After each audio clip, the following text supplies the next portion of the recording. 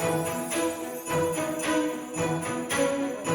новим щастям, з новим роком, незабутнім, з новим юним, смілим кроком у майбутнє, з новим заспівом веселим, рідні діти, по містах своїх і селах ви ідіть.